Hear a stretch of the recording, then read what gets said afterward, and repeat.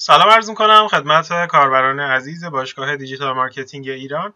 بهنام رجبی هستم، مدرس دوره فعالسازی تا بهینه‌سازی وبسایت در کلاس‌فل.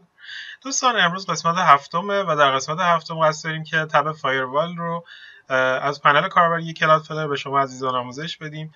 تب فایروال بسیار بسیار با اهمیته و در واقع نکاتی که در این جلسه به شما عزیزان گفته میشه قراره که خیلی براتون در آینده کاربرد داشته باشه و براتون مفید باشه.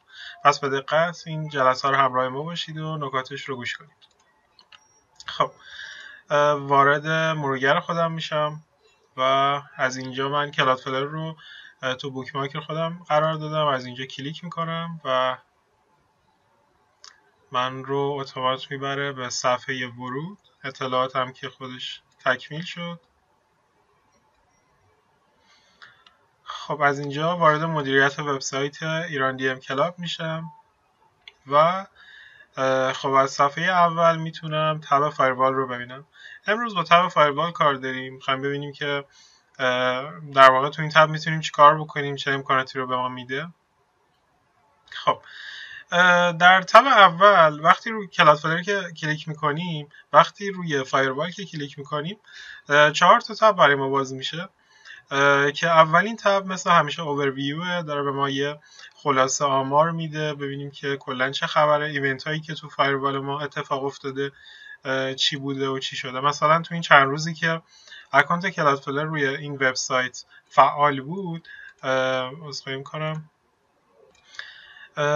تو این چند روزی که اکانت کلادفلر روی این وبسایت فعال بود یه ایونت اتفاق افتاده. مثلا الان تو 24 ساعت گذشته در این تاریخ در این ساعت یک درخواست بلاک شده و اینجا اون درخواستی که بلاک شده ثبت شده از کشور آمریکا بوده، آی پیش این بوده و خب چیزی هم که باعث شده در واقع بلاک بشه ارزیابی مرورگر اون درخواست کننده بوده که اینجا خب احتمالاً کلادفلر اون مرورگرش رو ارزیابی کرده، دیده که اون امتیاز لازم رو کسب نکرده و یه تهدید محسوب شده، به خاطر همین کلادفلر اومده این درخواست رو بلاک کرد.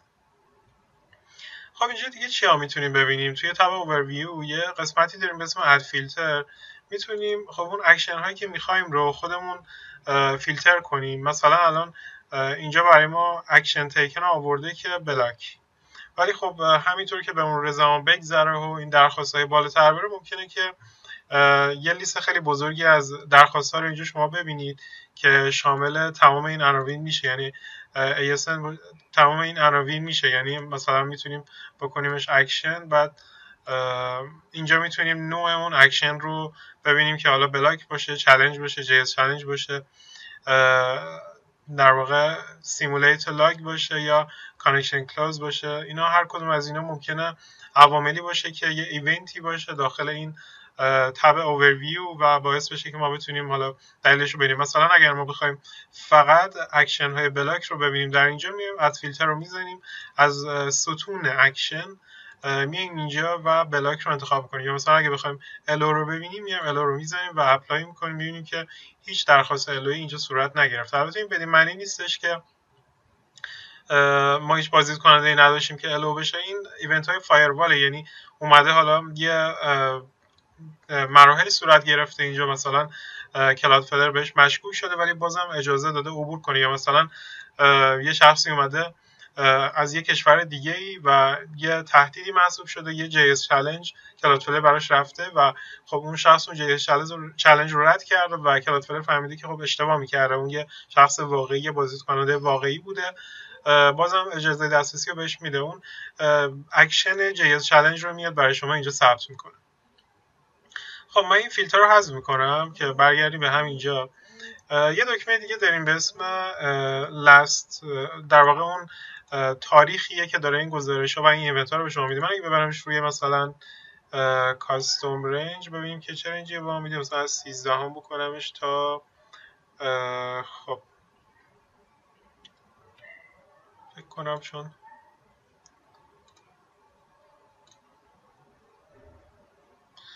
چون 2 روزه کلا ما اینو فعال کردیم، همین 2 روز رو ما اجازه داریم مثلا در واقع گزارش بگیریم ازش و میبینیم که فقط همینا رو میده. حالا چون کلا 2 روز فعال شده اینطوریه، ولی اگر برای شما رنج باز باشه اینجا میتونید انتخاب کنید مثلا اون تایمی که شروعشه بزنید مثلا 7م، تایمی که پایانشه بزنید 27م. توی این بازه زمانی 20 روزه بتونید گزارشاتون رو بگیرم. و اینجا چون فعال نشده میبینید من هر کدومی که کلیک میکنم خط تیره میاد روش، نمیذاره که من در واقع تاریخ پایان رو انتخاب بکنم. خب مشکل به خاطر اینه که این تازه ثبت شده. شما هم اگر اکانت کلادفلر رو تازه ثبت میکنید باید منتظر بمونید یه مدتی که این لاگ ها، این در واقع گزارش ها بیاد و روی اکانت شما بشینه. یکم باید فرصت بدیم به کلادفلر. یه بخش دیگه داریم که اینجا میتونید ستون های خودمون رو ادیت کنیم. مثلا ما الان چند تا ستون داریم، میدونه دیتا داریم، اکشن تیک رو داریم، کانتری، آی پی ادرس و سرویس. اینجا میتونیم ستون‌های بیشتری اضافه کنیم، حالا بر حسب نیاز خودمون. مثلا یوزر ایجنت اون شخص رو هم ببینیم، یعنی اون یوزر ایجنتی که باش درخواست داده که اینجا خب یوزر ایجنتش رو آورده. مثلا اینجا الان گفته که روش کلیک میشه، در واقع این روی این که کلیک میکنیم به صورت ریستر براتون باز میشه و اینجا میتونید یوزر ایجنتش رو ببینید، آی پی و همه چیش ببینید. مثلا اینجا الان یوزر ایجنتش براوزر بوده، این تشخیص داده که این جزو یکی از این براوزرها بوده و کوئری استرینگ نداشته، پسش که خب رو خود چیز بوده، آدرس اصلی بوده.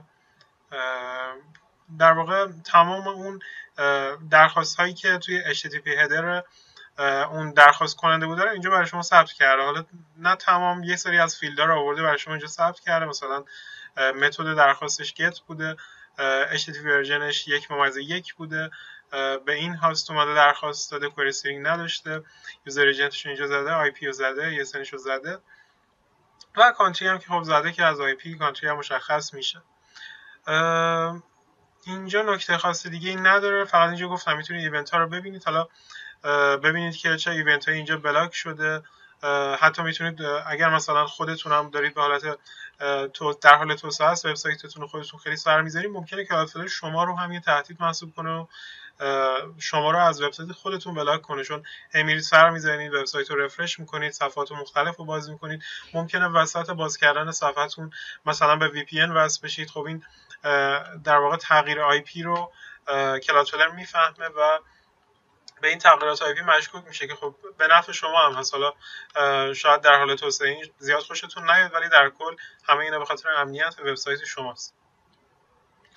خب اینجا خیلی چیز خاصی نداشتیم، ایونت ها رو دیدیم. میریم توی تب منیجید رولز ببینیم که اینجا چه خبره.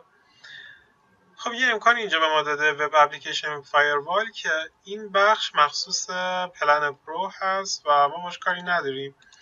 بریم پایین‌تر، یه قسمتی هست نمیشه کلادفلر دیداس پروتکشن، که اینجا در واقع کلادفلر اومده یه سری از حملاتی که گفته من میتونم برای شما بلاک کنم و ازتون در برابر این حملات محافظت کنم اون نوشته. چیز خاصی نیست که ما بخوایم تنظیمش کنیم، فعالش کنیم یا در واقع تغییرش بدیم و اینا. فقط میایم اینجا میبینیم مثلا زده اینجا کلادفلر میاد درخواست های HTTP که خیلی زیادن رو وبسایتتون و حملات از طریق درخواست HTTP بوده رو بلاک میکنه براتون، اینا رو تشخیص میده سیستمش، بلاک میکنه. یا مثلا در واقع درخواست هایی که حملاتی که از طریق UDP پکت های UDP برای سایت شما ارسال میشه رو میاد در واقع بلاک میکنه. که خب اینا فقط در حد خوندنی اومده به شما اینا رو گفته. حالا اگر مثلا یه وبسایتی هستین که میدونید داره این حملات توی وبسایت شما، میدونید این حملات در وبسایت شما داره انجام میشه، خب خیلی خوبه که اینا رو میاد میخونید و متوجه میشید که کلادفلر از این به بعد میتونه از وبسایت شما محافظت بکنه در برابر این حملات. و اگه در مورد هر کدوم از این اطلاعات بیشتری هم خواستید اینجا لرن مور که بزنید میرید به بخش لرنینگ کلادفلر. اینجا میاد دیگه به شما اول توضیح میده، میگه این HTTP full DDoS attack چیه، که خب اینجا میاد به شما میگه که مثلا یه همچین چیزیه، یه سری ربات ها هستن که با درخواست های گت میان به سرور شما حمله میکنن و دیگه سرور شما مسدود میشه و پر میشه، دیگه اون بازدید کننده واقعی نمیتونه به وبسایت شما دسترسی پیدا کنه که چون که سرور شما مشغول پاسخدهی به پاسخهای فیک و الکی هست که یه سری ربات هستن دارن روی وبسایت شما این درخواست ها رو میدن. همینطور میتونید بیاین پایینتر و در مورد اینا هم حالا اطلاعات کسب کنید، ببینید که به چه صورت هست اگر علاقه‌مند هستی. ولی در کل اینجا کلیدی نداره، چه بخواید چه نخواید کلادفلر از این حملات رو از روی وبسایت شما بلاک میکنه و نیاز به تنظیم خاصی هم نداره. خب این تب بیشتر حالت خوندنی داشت، چون این وب اپلیکیشن فایروال هم یک پلن پرو بود و ما کاری باش نداشتیم. بریم بخش فایروال رولز ببینیم که اینجا چه خبره. خب اینجا خیلی در واقع جای باحالیه و من خیلی باش حال میکنم، چون که ما میتونیم تا 5 تا رول برای وبسایت خودمون تعریف بکنیم. البته این 5 تا رول برای پلن فری هست. اگر شما حالا پلنتون رو ارتقا بدید و ببرید روی پلن های بالاتر میتونید رول های بیشتری تعریف بکنید. خب یه رول تعریف کنیم ببینیم که اصلا چی هست رول. کرییت فایروال رول رو میزنم. اولین چیزی که میپرسه میگه یه اسم برای رولت انتخاب کن. خب یه اسم مثلا انتخاب میکنیم، هر اسمی میتونه باشه، اصلا ربطی نداره که اینجا مثلا یه اسم خاصی بیایم بزنیم یا یه چیزی از قبل تعیین شده. یه چیزی میزنیم که یادمون باشه این رولی که تعریف کردیم به این دلیل بوده، یعنی میایم اسم رول رو تو دلیلش میزنیم. حالا بذارید من یه چیزی بزنم، مثلا میزنم رول تست. خب اسمشو زدم. اینجا در واقع داره اون شروطی که میخوایم رو رولمون تعریف میکنیم. مثل رول تعریف کردن فایروال روی سیستم خودمون میمونه، هیچ فرقی نداره. حالا اینجا یه سری گزینه‌های جالب‌تر هم برای ما داره. اولین فیلد چیه؟ میگه که نوع رولت رو تعریف بکن، یعنی میخوای چه در واقع مشخصه ای بیاد برای تو اینجا نقشش رو ایفا بکنه، مثلا بلاک بشه، بایپاس بشه، هر چی بشه. اینجا اول تعریف کن چه مشخصه ایه. مثلا چند تاشو من بهتون بگم، چندی که به دردتون میخوره رو بهتون بگم، چون همشون کاربردی نیست برای شما، یکم تخصصی تره، ولی چند تا از اینا رو میتونید شما به کار ببرید، خیلی براتون جالب میتونه باشه. مثلا یه رولی هست به اسم کانتری. خب کانتری چیه؟ من اگر انتخابش بکنم در فیلد بعدی از من داره میپرسه یه شرطی رو میخوایم براش بذاریم، داره از من میپرسه، میگه حالا این کانتری که انتخاب کردی چی باشه؟ برابر باشه، برابر نباشه، شامل باشه یا شامل نباشه. که خب اینجا من مثلا میزنم برابر باشه، یعنی یه کشوری رو میخوام براش یه رولی تعریف کنم و این کشور برابر باشه با مثلا کشور خودمون ایران. خب میبینیم که اینجا لیست تمام کشورها رو آماده آورده و کار ما رو راحت کرده دیگه. مثلا لازم نیست بیایم بگردیم دنبال اسم درست اون کشور یا بخوایم مثلا یه وقت اشتباهی اینجا صورت بگیره، میایم تایپ میکنیم ایران، خودش از بین اینجا سرچ میکنه، ایران رو پیدا میکنه و اضافه میکنه. خب ایران رو اضافه کردیم. حالا اینجا در قسمت بعد میتونه رول ادامه پیدا کنی، یعنی ما بیایم یه ذره پیشرفته ترش کنیم با دو تا گزینه‌ای که روبرون هست، اند و اور. گفت اند خب میشه این کشور، در واقع این رولی که میخوام تعریف کنم برای یک کشور باشه و این کشور برابر باشه با ایران و نشون دهنده اینه که میخوام یک کشور دیگه اضافه کنم، یعنی هم برای ایران باشه هم برای مثلا برای استرالیا باشه. دوباره میتونیم اند بزنیم، بگیم مثلا اند دیگه اصلا کشور تعریف نکنیم، بیایم یه چیز دیگه ای تعریف بکنیم که حالا من چند تا قرار شد بهتون بگم. مثلا یه کوکی رو بیایم بلاک کنیم که مثلا اینجا میگیم این کوکی برابر باشه با اون مقادیر کوکی رو وارد میکنیم. یا بذارید من ببینم دیگه چی داریم به درد بخور.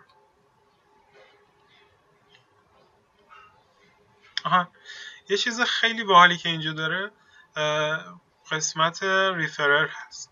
ریفرر چیه؟ ریفرر در لغت به معنی ارجاع دهنده است و خب در واقع اینجا معنیش یعنی چی؟ ما ممکنه وبسایتمون توی وبسایت‌های مختلف لینک داشته باشه و کاربرا روی اون لینک ها کلیک کنن و وارد وبسایت ما بشن. حالا به صورت ناخواسته یه وبسایتی میاد لینک ما رو قرار میده تو وبسایت خودش و کاربرا همینطوری میان وارد وبسایت ما میشن و ما به هر دلیلی ممکنه نخوایم از اون سایت به سایت ما کاربری بیاد. به خاطر همین میتونیم بیایم اینجا یه رول ریفر تعریف کنیم و مثلا بذاریم ایکوال و اینجا اون وبسایت رو وارد کنیم. مثلا من نمیخوام از وبسایت irandm.club که حالا وبسایت خودمون هست، اینجا نمیتونیم وبسایت خودمون رو اضافه کنیم چون ارجاع دهنده شخصی بجز سایتی بجز وبسایت ما، ولی من به صورت مثال دارم وبسایت خودمون رو میذارم. میخوام هیچ درخواستی، هیچ بازدیدکننده‌ای از ایران کلاب به وبسایت من نتونه متصل بشه. پس میام اینجا ایران کلاب رو مینویسم و در واقع دیگه از این به بعد هر درخواستی، هر بازدیدکننده بخواد از طریق ایران کلاب به وبسایت ما راه پیدا کنه دیگه از اینجا نمیتونه. خب رولمون رو ادامه بدیم. ببینید اینجا ما 2 تا اند گذاشتیم. خب و حالا اور میذاریم. اور چیه؟ مثلا معنیش رو که میدونید دیگه، یا یعنی این ستا باشه، این ستا کشور باشه، یا حالا یه رول دیگه مثلا این آی پی ادرس باشه. این آی پی ادرس برابره با مثلا 192.168.1.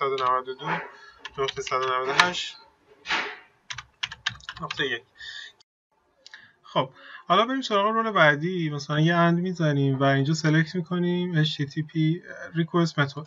request method چیه؟ یه فیلدیه داخل HTTP header که خب انواع مختلفی داره. مثلا ما اگر اینجا سرچ کنیم request method option که ما قبلا سرچ کردیم، اینجا برای ما میاره مثلا انواع مختلفی از request method داریم که بازدید کننده در واقع بر مبنای یکی از اینا میاد درخواستش رو برای بازدید از وبسایت شما ثبت میکنه، داخل HTTP header در واقع درج میکنه که خود بازدید کننده این کارو نمیکنه. یعنی اون مرورگری که قراره وبسایت رو ببینه یه دستوری رو به وبسایت میفرسته، به سرورهای وبسایت. اون دستور اسمش هست HTTP header که داخل اون دستور یه سری فیلدها داره.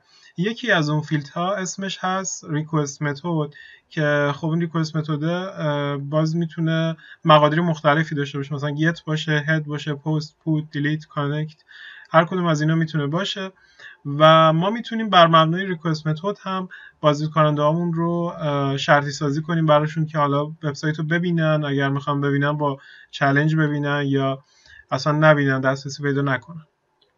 که اینجا مقادیرش آماده هست. مثلا از طریق get من میخوام درخواست ها رو همه رو بلاک کنم که من توصیه میکنم هیچ وقت این در واقع رول هایی که باشون آشنایی کامل ندارید رو توی فایروال استفاده نکنید، چون که اگر یکی از این بخش رو شما اشتباه کنید ممکنه مقدار زیادی از بازدیدکننده هاتون رو از دست بدین و خب این رابطه مستقیم میتونه داشته باشه با دیجیتال مارکتینگ شما و همچنین سئو وبسایت شما، چون اون بازدید کننده اگر از طریق ورودی گوگل هم بخواد وارد بشه و مسدود بشه و این مسدودیت همینطوری ادامه پیدا کنه، گوگل متوجه این موضوع میشه و سئو شما به طرز قابل توجهی خراب میشه و افت میکنه و رتبتون هم از گوگل افت میکنه. پس حواستون باشه این بخش رو اگر آشنایی کامل ندارید توصیه میکنم که دست نزنید بهشون، بذارید همونطوری به صورت پیش‌فرض کلادفلر بمونه. من فقط اینجا اومدم یه آشنایی به شما بدم در مورد در واقع وارد کردن رولای فایروال، ولی خب هر کدوم از این بخش‌ها، هر کدوم از این فیلدهایی که ما اینجا داریم می‌بینیم تخصصی هست و لازمه که شما دانش کافی رو داشته باشید تا بتونید یک رول حرفه‌ای برای خودتون تعریف کنید و در واقع این رول حرفه‌ای که دارم میگم شاید اصلا شما بهش نیاز ندارید. یعنی سعی نکنید که حتی برید یادی بگیرید به خاطر اینکه بیاید اینجا رول تعریف کنید، چون اصلا رول تعریف کردن اینجا لازم نیست مگر بر مبنای نیاز شما. مثلا اگر از کشور خاصی به شما اتک میشه، اگر یه یوزر ایجنت ناشناسی به شما اتک میده، اون موقع است که یه کارشناس شبکه باید بیاد، یه کارشناس امنیت باید بیاد برای شما این رول ها رو تعریف بکنه و در واقع اون درخواست های مخرب رو روی وبسایت شما مسدود کنه. پس در واقع اینجا بخش تخصصی، سعی نکنید که خودتون بخواید رولی تعریف بکنید مگر اینکه آشنایی کافی رو داشته باشید. و این بخش هم بازم تکرار میکنم اصلا لازم نیستش که ما رول داشته باشیم حتما. این بخش فقط بر مبنای نیاز استفاده میشه. پس تا اونجا که میتونید از این بخش ها استفاده نکنید. خب حالا ما رو در واقع شرطمون رو گذاشتیم، گفتیم که این کانتری باشه، اینجا مثلا ایران باشه. من حواسم نبود دست دادم اینو خراب شد. اینم که استرالیا بود، اینم که زدم. خب حالا این شرطمون شد که این آی پی باشه، این مثلا فلان باشه. اینجا ما بیایم حالا اکشن خودمون رو روی اینها عمل میکنیم. میخوایم ببینیم چی بشه. مثلا اینجا ما چند نوع اکشن داریم براش. یکی اینه که بلاک بشه، یعنی درخواست بر مبنای همه اینو که اومد اگر بازدیدکننده در کشور ایران بود سریعا بلاک بشه، اگر در کشور استرالیا بود بلاک بشه، اگر ریفر از وبسایت مثلا ایران دی ام که حالا وبسایت خودمونه، من یه چیزی بذارم که گیج نشید یه وقت مثلا از اون یکی وبسایتمون رو میزنم. خب این ایران دی ام کلابه، اون یکی وبسایتمون راه دی ام داتایاره. مثلا اگر من از راه دی ام داتایار یه ریفر زدم و لینک دادم به ایران دی ام کلاب، اون موقع است که اون بازدید کننده وقتی کلیک میکنه روی اون کلمه بلاک میشه، نمیتونه وارد وبسایت بشه اگر من اکشن رو اینجا بلاک بذارم. خب این که آی پی ادرس مشخصه و اگر ریکوست متدش گت باشه بازم بلاک میشه که خب دیگه این مشخصه. یا مثلا میتونیم یه چالش بذاریم بگیم اگر تمام این مقادیر بود، تمام این شرطا بود، بیا بهش چالش جاوا بده که همون 3 نقطه‌ای که میاد برای جاوا اسکریپت که ربات ها رو بلاک میکنه و حالا موقع حمله دیدس هم براتون فعال میشه. یا بیا یه چالش کپچا بذار که چالش کپچا هم در واقع همون یکی دو چرخه میذاره، یه موتوری چیزی میذاره، میگه اول تیک بزنید بگید مثلا ثابت کنید انسان هستید یا نه. الو بشه که دسترسی پیدا کنه. خب الو یه چیزیه که میاد در واقع یه دسترسی راحت تری میده. مثلا اونایی که توی ایران هستن یه دسترسی راحت تر میده بهشون که راحت تر دسترسی پیدا کنن.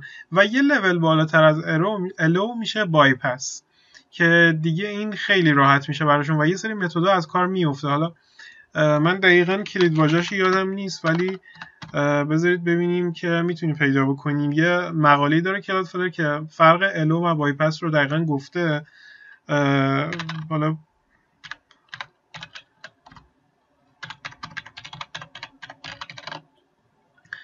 ببینیم که کدوم بود. من یه جا دیده بودم یه همچین چیزی، دقیقاً همینه.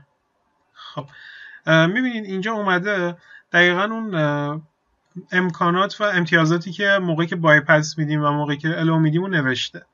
که خب مثلا اینجا همه رو نوشته دیگه، چند تا سطرش حالا بهتون میگم. مثلا اگر ما یوزر ایجنتش رو بلاک کرده باشیم بایپس میشه و عبور میکنه. خب در واقع این بایپس ها اولویت داره.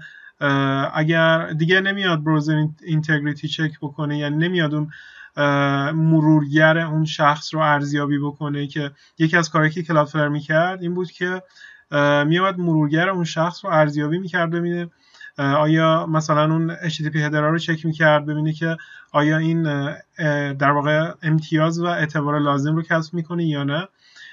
یا اینکه مثلا هات لینکینگ پروتکشن رو میاد براش بایپس میکنه، سکیوریتی لول رو براش نادیده میگیره. اگر مثلا ریت لیمیتینگ که یه امکان پریمیوم بود و خب اگر شما هم از پلن پریمیوم استفاده میکنید بایپس کنید، خب اینم باز رد میکنه. یا مثلا زان لاکداون رو که میاد در واقع اون چیزایی که لاکداون کرده بودین هم باز بایپس میکنه. در واقع این بایپس میاد رو همه این چیزایی که اینجا نوشته شده اولویت میاد روش و بایپس میاد رو اینا و اون کشوره عبور میکنه دیگه، یا اون آی پی ادرس عبور میکنه. کلا میتونید اینجا یه رولی تعریف کنید که مثلا یه کشوری بلاک بشه ولی یه آی پی ادرس بیاد بایپس بشه.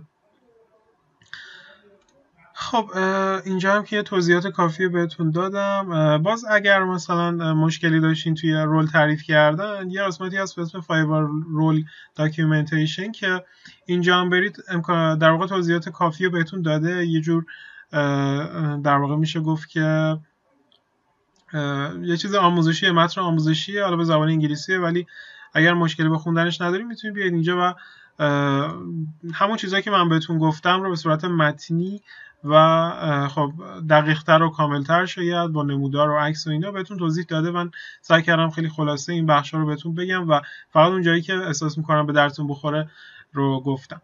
خب بریم تب بعدی، تب تولز. الان داره سوال میکنه، میگه این رولی که تعریف کردی سیو نکردی، اگه بری تب بعدی این چیزایی که اینجا وارد کردی از بین میره. من نمیخوام حالا این رول تعریف بشه روی سیستمم، پس اوکی رو میزنم و کلا پرید. خب یه بخشی داریم به اسم IP addresses roles که اینجا یه چیزی مثل همین فایروال روله، ولی اینجا فقط میتونیم IP بلاک کنیم یا کد ASN رو بزنیم، ASN نامبرشو، AS نامبرشو. خب اینجا ما هر چیزی که بخوایم بلاک کنیم میزنیم دیگه. مثلا بخوایم این IP رو بلاک کنیم 192، اکشنمون رو میذاریم بلاک، وایس لیست، چالش، جاوا اسکریپت چالش، یا چالش که میشه همون کپچاه، جاوا اسکریپت هم که اون سه نقطه‌ای که میاد، وایس لیست هم که خب یه چیزی مثل همون بایپاس یا الو میشه که اینجا خب میتونیم بذاریم دیگه. هر آی پی که میخوایم رو اینو میزنیم. اینجا هم یه گزینه‌ای داره خیلی جالب بود برای من، زده this website یا all website in account، که خب ما تو اکانت کلادفلرمون میتونیم چند تا وبسایت داشته باشیم و بیایم توی این قسمت یه سری رول ها رو تعریف کنیم که بر همه وبسایتمون اعمال بشه. اینه برای من جالب بود چون که ما خودمون هم از این بخش استفاده میکنیم، یعنی ما چند تا اکانت کلادفلر که داریم هر کدومش 2-3 تا وبسایت داره و اینو من تازه دیدم خودم و خیلی خوشم آمد از این بخش و حتما هم ازش استفاده میکنم. یه جای دیگه داره زده اد نوت که اینجا خب میتونیم یه یادداشتی هم بذاریم، بگیم این آی پی ادرسی که ما اینجا اکشن بلاک دادیم برای این وبسایت به این دلیل بوده. اینجا بیایم اون نوت خودمون، یادداشت خودمون رو بذاریم که به چه دلیلی این اتفاق افتاده. که خب من اد رو میزنم و میبینیم که رول اومد. حالا میتونید بعدا الان نوت نذاشتم، مثلا میتونیم بگیم اینجا حالا نوت بذاریم، بگیم مثلا نوت تست. یه نوت هم گذاشتیم، میبینیم که نوتش هم اومد و همه چی با خوبی خوشی اوکی شد. خب این هم بخش IP Access Roles که فقط میاد بر اساس IP و AS نامبر این کار رو انجام میده، که اگر میخواستید AS نامبر یه در واقع بازدید کننده ای رو بلاک کنید یا کشورش رو یا مثلا IP رنجش رو، IP ادرسش رو، میتونید از این بخشون مقادیر مورد نظر خودتون رو بنویسید و کلادفلر رو روی فایروالش اعمال میکنه. خب یه بخشی داریم به اسم ریت لیمیتینگ که اگر یادتون باشه ما توی آنالیتیک یه گزارشی داشتیم بر مبنای ریت لیمیتینگ که خب چون پریمیوم بود بهش نپرداختیم، ولی اینجا هم میتونید ببینید اگر اینیبل رو بزنید، کانتینیو رو بزنید، اطلاعات پرداختتون رو میخواد که خب اطلاعات پرداخت رو بخواد ما قرار نیستش که امکانات پریمیوم رو آموزش بدیم، به خاطر همین از ریت لیمیتینگ هم عبور میکنیم. یه بخشی داریم به اسم یوزر ایجنت بلاکینگ که اینجا میتونیم تا 10 تا رول تعریف کنیم برای بلاک کردن یوزر ایجنت ها. یوزر ایجنت رو یه بار بهتون گفتم ولی یه بار دیگه هم به نظرم یادآوری کنیم. من اینا رو ببندم. اتفاقا آدرسش همینجا مونده تو مرورگرم، روش کلیک میکنم. ببینید یوزر ایجنت در واقع اون درخواست دهنده ای هست که میخواد وبسایت شما رو ببینه. مثلا شما که دارید وبسایت ایران دی ام کلاب رو با یه مرورگر میبینید مثل گوگل کروم، گوگل کروم میشه یوزر ایجنت شما، یا موزیلا میتونه یوزر ایجنت شما باشه، هر مرورگری میتونه یوزر ایجنت باشه و هر چیزی که بخواد وبسایت شما رو ببینه یوزر ایجنت. مثلا کراولر گوگل که میاد وبسایت شما رو ایندکس میکنه، تغییراتش رو ثبت میکنه و تو نتایج گوگل بهتون نشون میده و ارزیابی میکنه برای سئو و این داستانا، در واقع یه نوع یوزر ایجنت که اینجا هم اسمش هست، اون سری هم بهتون نشون دادم. گوگل باتس داریم و گوگل بات ایمیج که جزو یوزر ایجنت ها. براوزر ها هم باز لیستش خیلی زیاده، خودم نمی‌دونم اینقدر ما براوزر داریم، حتی براوزر موبایل هم اینجا داریم. خب گوگل کروم، موزیلا فایرفاکس، موزیلا فایرفاکس یکیه، مثلا اپرا یا چیزایی که اینجا میبینید، الان من حضور ذهن ندارم الان، همشون یوزر ایجنتن. یا مثلا وبسایت هایی که حالت ولیدیتور دارن، میان به کد های شما امتیاز میدن، میان سایت شما رو چک میکنن، سرعت شما رو چک میکنن، همشون ولیدیتورن و یه نوع ارزیاب وبسایت شما. خب اون ارزیابا برای اینکه بتونه وبسایت شما رو ارزیابی کنه لازمه که وبسایت شما رو ببینه و قرار شد هر چیزی که وبسایت شما رو ببینه یه نوع یوزر ایجنت باشه، چون قراره که اون یوزر ایجنت به وبسایت شما دسترسی پیدا کنه. خب اینجا باز ما فید ریدرز رو داریم که این بخش رو نمیدونم راستش چیه. فید فچر این بخش رو الان دیدم و نمیدونم.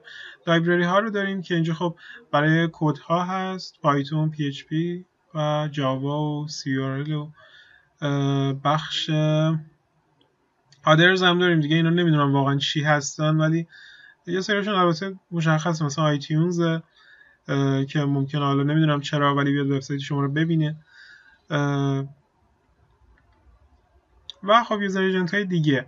در کل هر چیزی که بخواد وبسایت شما رو ببینه یه یوزر ایجنت و این یوزر ایجنت میتونه معتبر باشه یا غیر معتبر باشه. مثلا اگر کلادفلر دیدید یه سری حملات رو بلاک کرد که اون حملات عنوانشون بود بد براوزر، در واقع اون حملات درخواست کننده هایی هستن که یوزر ایجنت معتبری ندارن و کلادفلر اونا رو تهدید تشخیص داده و بلاک کرده. خب بریم اینجا کریت بلاکینگ رو میزنیم. خب اینجا اسم اون یوزر ایجنت بلاکینگ رو میزنیم. مثلا میخوایم اونایی که کروم دارن دیگه دسترسی نداشته باشن، پس اسمش رو میزنیم مثلا کروم بلاکینگ، که اینجا خب فکر کنم بشه فارسی هم بزنیم. ولی بذار ببینم. کروم بلاکینگ رو زدم. اکشن بلاک البته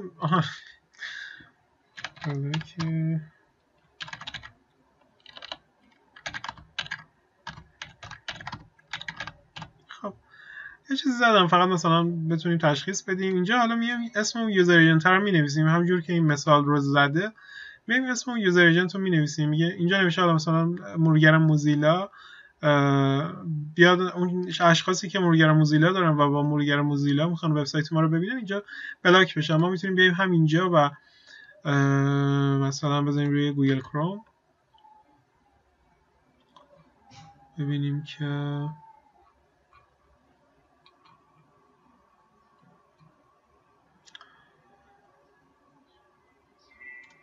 خب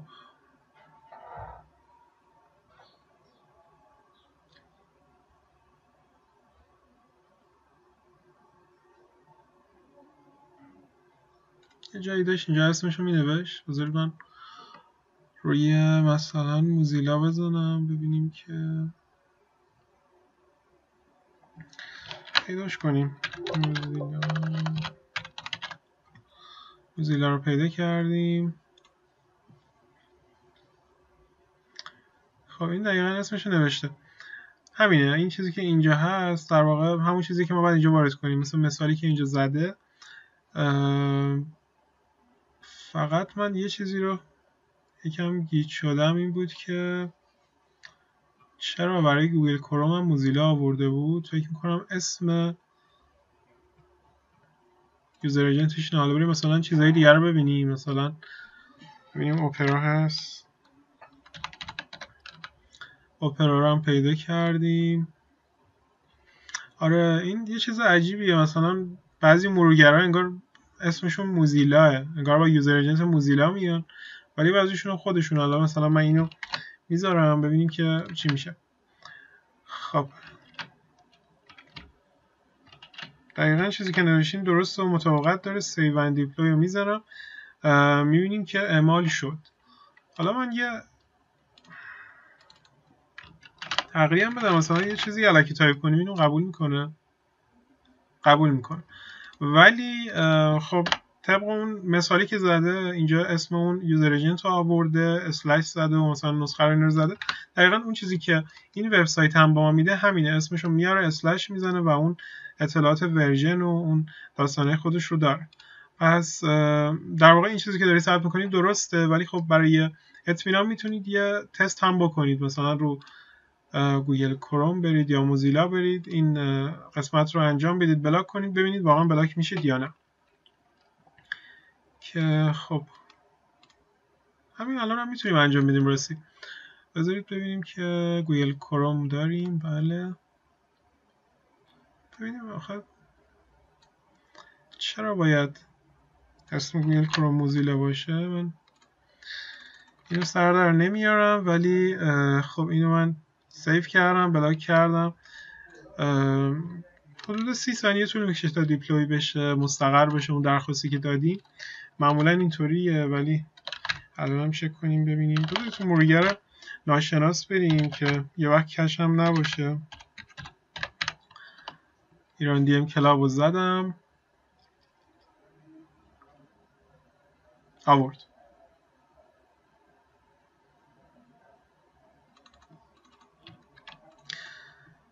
خب یه نکته وجود داشت، این بود که من یه سری هم اومدم در واقع اون چالش آندر اتک مود گذاشتم و اون آندر اتک مود فعال شد، ولی تقریبا یه نیم ساعتی طول کشید تا اون دستور مستقر بشه. به خاطر همین من این امکان رو میدم که اینجا هم همین شکلی بشه، یعنی این دستور که ما اینجا دادیم ممکنه که یکم طول بکشه تا دیپلوی بشه. اینو من میذارم حالا رو JS چالش که یه وقت اگه بچه‌های خودمون خواستن به وبسایت دسترسی پیدا کنن بلاک نشن. یه بار دیگه هم تست بکنیم.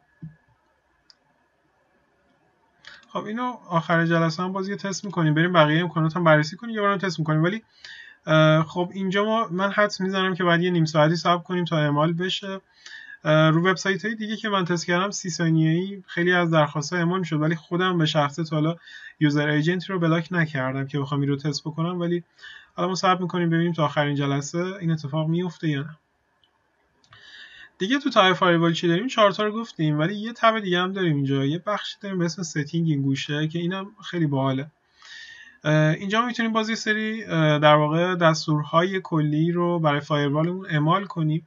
مثلا سکیوریتی لول فایروالمون رو برای کل وبسایت روی چی بذاریم، چه متدی بذاریم، مثلا لاو باشه، مدیوم، های یا آندر اتک مود. که آندر اتک مود نباید بذاریم، ولی دیفالت خود کلادفلر مدیومه که ما هم رو همون مدیوم میذاریم بمونه. اینم که آفه، یعنی کلادفلر کلا فایروالش خاموش میشه و اون محافظتش دیگه از بین میره، که به نظرم هیچ وقت اینجا نذاری. بذار رو همین مدیومه هم در واقع یوزرها رو اذیت نمیکنه و هم حساسیتش تا حدی هست که اگر حمله صورت بگیره اونا رو تهدید تشخیص بده و بلاک کنه.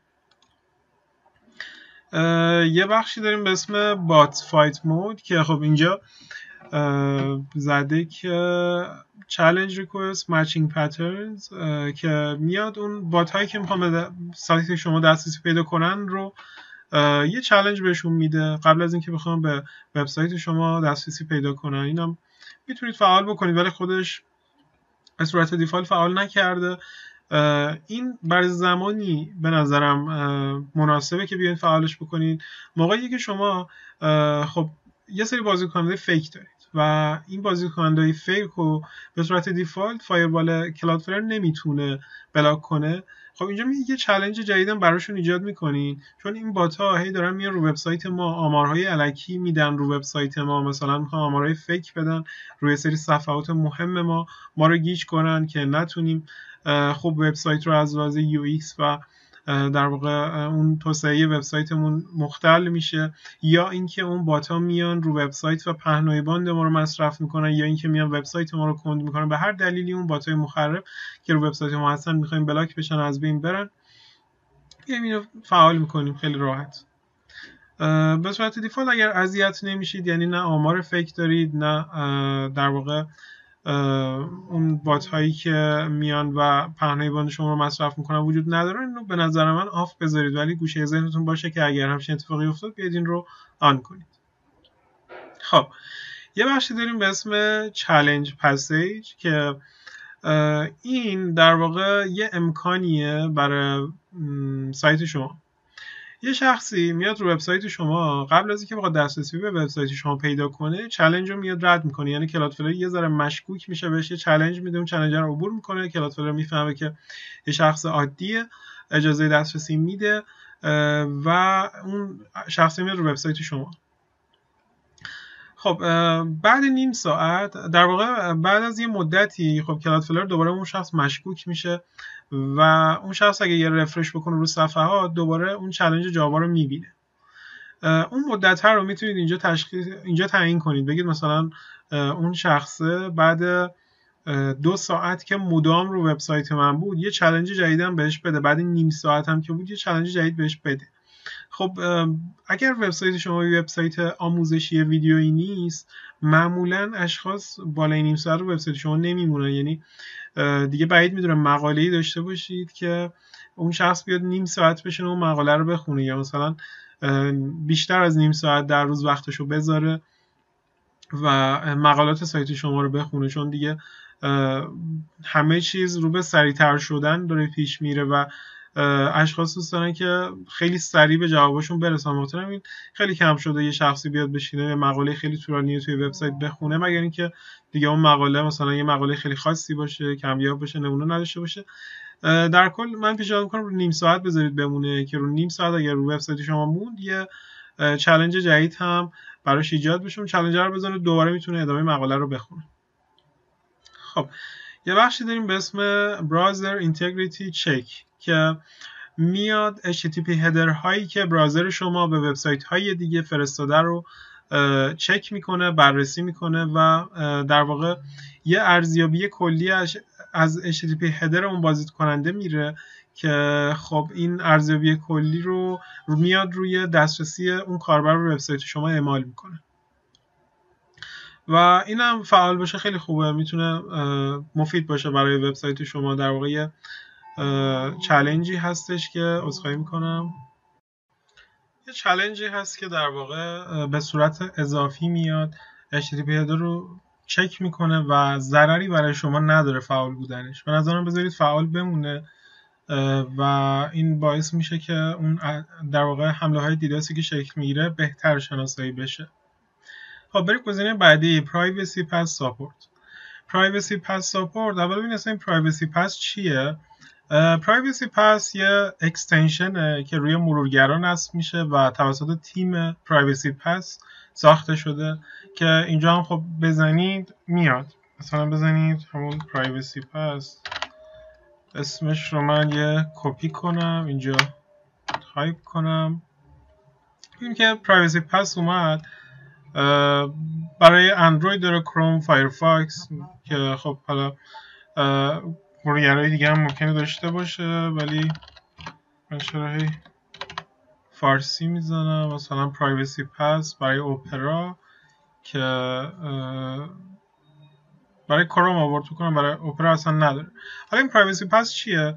وقتی رو مرورگرتون نصب بشه که من اینجا نصبش کردم اینجا هست، یه همچین چیزیه که خب مثلا که من خودم دقیقا نمیدونم، یه سری فکر میکنم اطلاعات جمع آوری میکنه و این اطلاعات باعث میشه که این اطلاعات رو میده به HTTP هدر شما و خب کلادفلر وقتی HTTP هدر رو میبینه متوجه میشه که شما از این اکستنشن استفاده میکنید و در واقع حساسیت اون چالش های خودش رو کلادفلر بر روی شما کم میکنه، چون که شما پرایوسی پس دارید و خب اینجا هم نوشته میگه privacy pass browser extension developed by privacy pass team. میگه این توسط این اکستنشن توسط privacy pass team نوشته شده برای بهبود تجربه کاربری ویزیتورها یا بازدید کننده شما و فعالسازی پرایوسی پس، یعنی فعالسازی این اکستنشن روی مرورگر خودتون باعث میشه که کاهش پیدا کنه تعداد